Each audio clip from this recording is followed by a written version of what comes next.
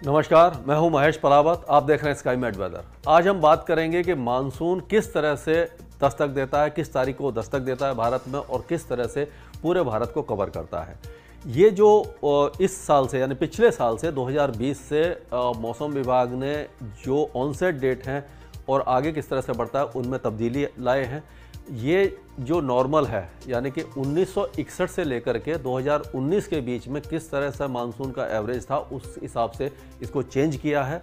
और जो मानसून में 1 जून से लेकर के 30 सितंबर तक जो वर्षा होती है वो 880.6 मिलीमीटर होती है।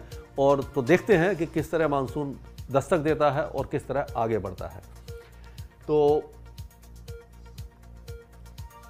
ये देखिए कि पहले जो था नॉर्मल था वही ऑलमोस्ट ऑनसेट का है कि 1 जून को दस्तक दे देता है मानसून केरल के ऊपर। पहले भी 1 जून को ही देता था। इससे पहले जो अंडमान निकोबार द्वीप समूह के आसपास यानी कि बंगाल की खाड़ी में जब मानसून आता था, पहले 20 मई के आसपास आता था, लेकिन अब 22 मई का जो नॉर्मल डेट है। और इस तरह से आप देखिए कि 22 मई को इस जगह पहुंचता है, 26 मई को आगे बढ़ता है और 1 जून को ये मानसून दस्तक दे देता है भारत के मेनलैंड पर केरल में और ये बंगाल की खाड़ी में इस तरह से आगे बढ़ जाता है।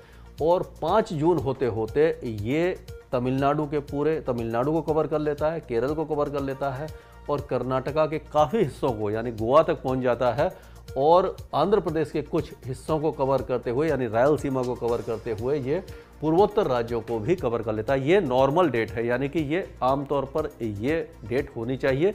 लेकिन एक्चुअल में क्या होता है कि मानसून कभी विड्रॉल जो उसका ऑनसेट है लेट होता है, कभी पहले हो जाता है, कभी वो मई के आखिरी सप्ताह में भी हो जाता है और कभी जून के पहले सप्ताह में या उससे भी ज़्यादा डिले हो जाता है। तो ये डिपेंड करता है कि ऑनसेट कब हुआ है। लेकिन जो सामान्य तारीखें हैं वो इस तरह से हैं। तो पहले क्या होता था कि मानसून की जो ऑनसेट है, ऑनसेट के बाद वो थोड़ा सा जल्दी आगे बढ़ता था। अब 3 से 7 दिन का डिले है जो इन तारीखों में देखा जा रहा है कि जो आप कर्नाटका, महाराष्ट्र, छत्तीसगढ़, झारखंड, बिहार और मध्य प्रदेश में। तो 15 जून होते होते जो मानसून है वो काफ़ी यानी कि पूरे साउथ इंडिया को कवर कर लेता है और गुजरात के दक्षिणी भागों को टच करते हुए महाराष्ट्र के ज़्यादातर हिस्सों को कवर करते हुए छत्तीसगढ़, उड़ीसा के ज़्यादातर हिस्से और पूरा पश्चिम बंगाल और पूर्वी झारखंड और बिहार इनको कवर कर लेता है। हालांकि ये थोड़ा सा डिले है और 20 जून को ये उत्तर प्रदेश में भी पहुंच जाता है, गुजरात में भी दस्तक दे देता है।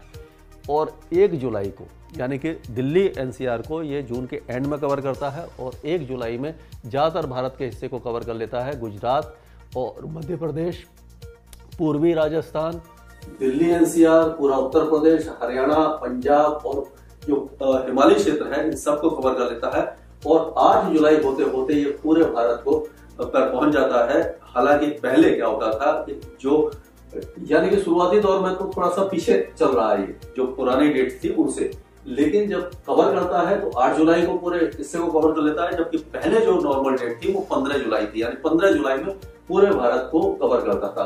तो दिल्ली एनसीआर में बहुत ज्यादा तब्दीली नहीं आई है, लेकिन इन हिस्सों में यानी कि साउथ इंडिया, सेंट्रल इंडिया और ईस्ट इंडिया में थोड़ा सा डिलेड ऑनसेट होने लगा है और जो आगे जो पश्चिमी राजस्थान है उसको सामान्य से पहले ये कवर कर लेता है। तो ये मानसून की तारीखें हैं जो नॉर्मल डेट्स हैं कि किस तरह से मानसून आगे बढ़ता है।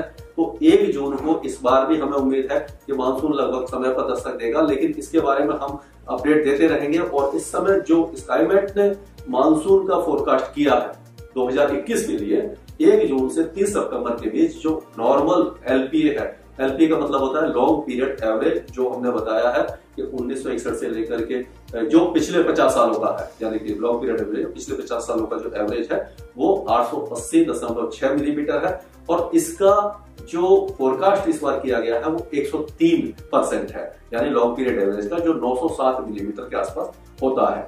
यानी कि अगर जो लॉन्ग पीरियड एवरेज का 96 से 104% अगर मानसून होता है तो उसको नॉर्मल रेंज में कहते हैं। तो इस बार जो 103% हमने फोरकास्ट किया है वो अपर साइड ऑफ नॉर्मल है।